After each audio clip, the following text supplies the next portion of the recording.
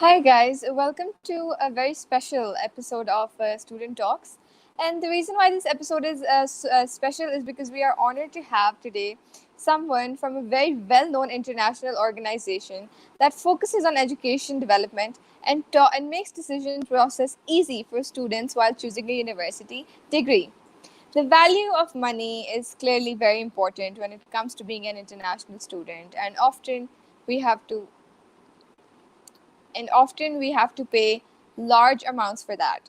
It is important for us to know that we should choose a university by data available on the internet or with data available to us regarding that universities, which would eventually help us evaluate the right degree and the right university. It is very common for students to perceive big names for higher education to study at the top in the best universities and institutions around the world. But we don't realize that there is a reason that those universities are considered to be the big names and have certain values and data that tops them at ranking systems.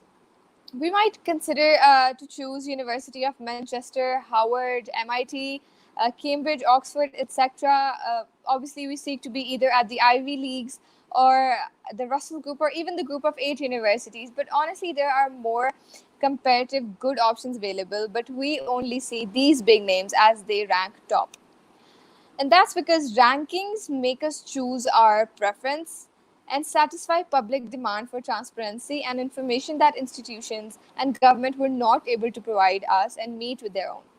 The digital platform has broadened students' access to make an informed decision and choice of study destination without any further ado, we would like to introduce our guest from Cockerelli Simmons, also known as the famous well-known firm QS World University Rankings, which is responsible for the annual publication of ranking for all the universities around the world.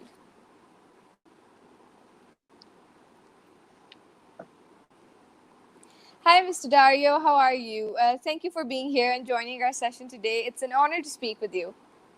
Thank you for hosting me, Ramsha. It's my pleasure to have a chance to address a student audience in Pakistan. That's my first time for Pakistan. That's amazing. We're honored to have you here. And please, Mr. Dario, if you could give a small introduction about yourself being associated with the QS and what QS is all about from student perspective and in general for universities. Well, as you yourself pointed out during your introduction, QS is an organization which goal is to help high achieving students such as yourself to choose their educational career wisely. The company was created in London over 30 years ago, and now has offices spread out all over Asia, America, Middle East, and other locations worldwide. Rankings are one important component of QS, but the company also organizes students' fairs, prints publications, and conduct research over students' choices worldwide. I myself have worked in higher education in the last 20 years. Before joining the company, I worked with American, European universities and also business schools That's recruiting amazing. students worldwide. Yeah. Unfortunately, never had a chance to come to Pakistan, but I hope that will happen soon. Of course, we would love to have you here. And also, congratulations on the publication of the 2021 rankings. And with that, could you also highlight the ranking methodologies or procedures that QS is able to determine any particular university's strengths and weaknesses? And how does QS evaluate rankings? Our rankings try to evaluate universities worldwide using several parameters. We implement the biggest academic survey worldwide ever used by any other organization by interviewing professors from all around the globe, asking them opinions about the best universities of their choice in their dedicated discipline. Of course, if you're a professor of medicine, you are requested to evaluate only faculties of medicine. We also have a similar survey for employers, which highlights the universities that are preferred by companies in different fields. We evaluate university for their research through an analysis of their scientific production. And finally, we take into account several aspects related to the didactic activities as well. How many professors are employed in relation to the number of students and how many international professors are attracted to that university, and finally, how many international students choose to study at that university. Wow, that clearly sounds like a very hectic, how yet amazing job for you, and I'm sure you enjoy it doing that a lot, ranking universities from all around the world. And can you also comment on the transparency of these universities and the ranking methods? That are used. Yes.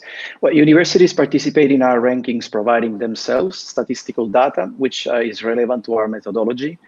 The number of students, faculty, international components are all provided by the university themselves, but our company controls the data provided also through a continuous dialogue with the relevant education ministries around the world. So, for example, for Pakistani universities, we would dialogue with your own Ministry of Education. The research is measured through our association with Scopus, which is the biggest library for scientific papers in the world. Okay. The academic and employer surveys are open to all relevant professionals who are interested in having their say about academic excellency worldwide. Our ranking are also validated by a third-party company called IREG, which is the Observatory on Academic Ranking and Excellence. Okay. It's an independent accrediting body which is based in Poland, and it is exclusively related to the evaluation of international rankings. We were the first international ranking to be fully evaluated, positively evaluated by this organization.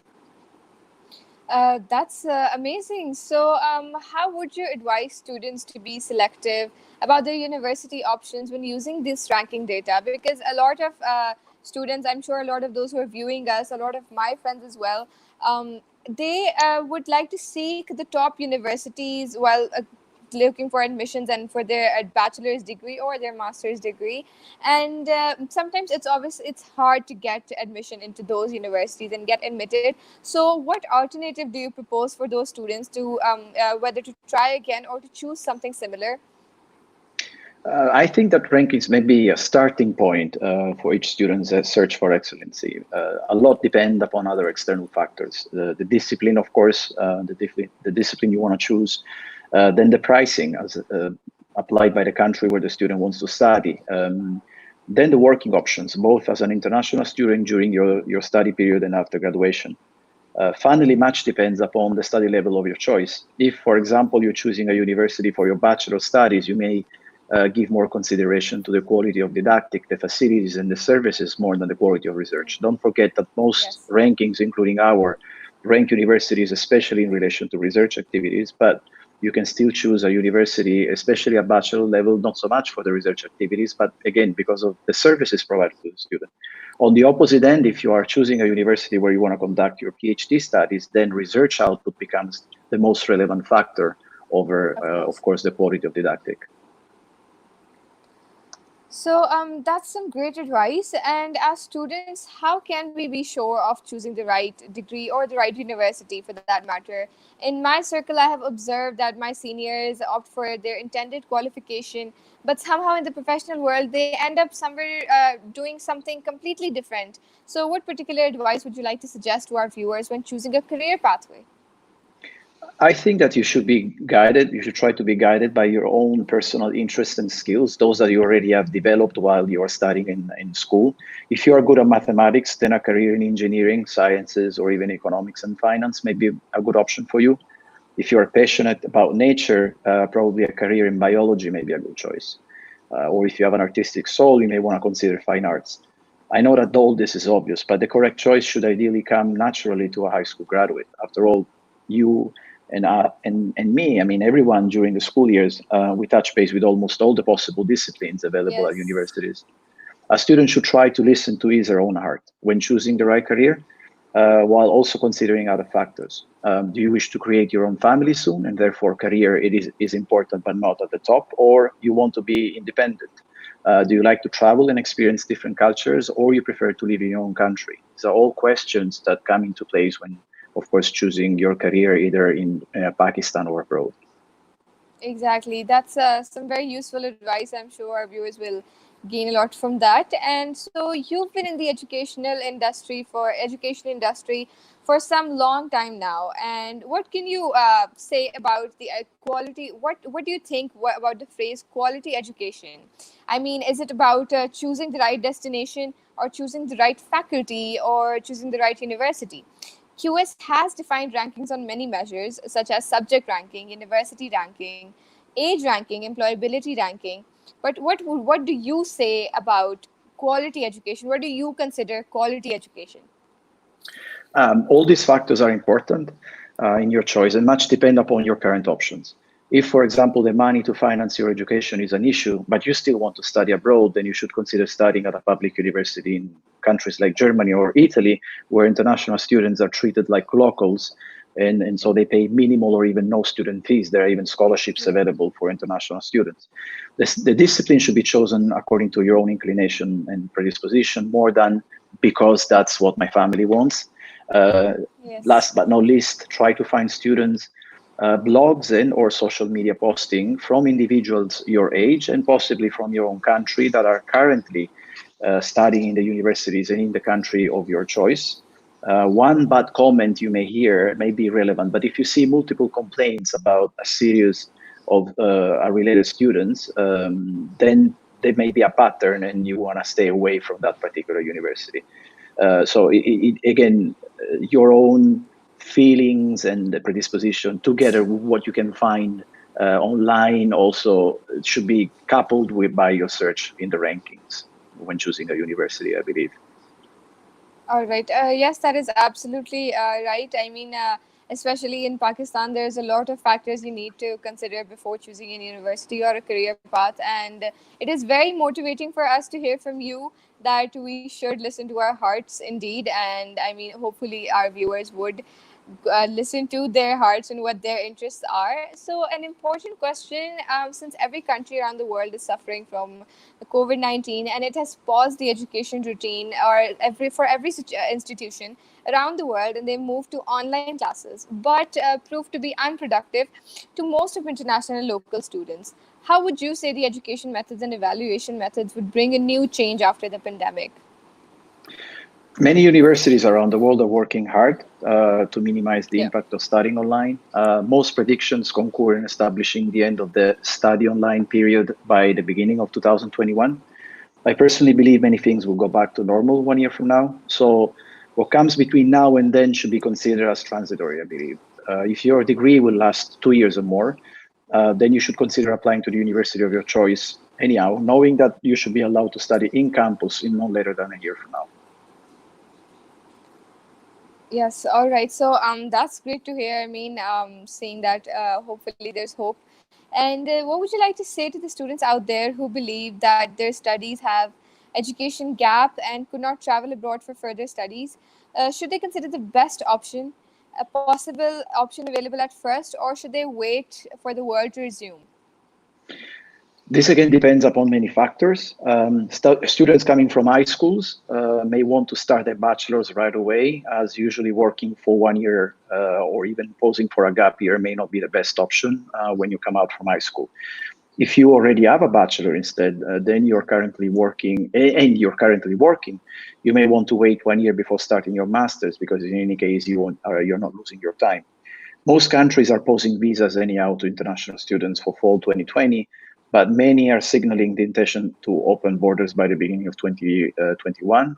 In Europe, especially, the idea is that students are supposed to start online the first semester and then come to study in campus starting by the beginning of 2021. So about Okay. 6, 7 months from now. All right.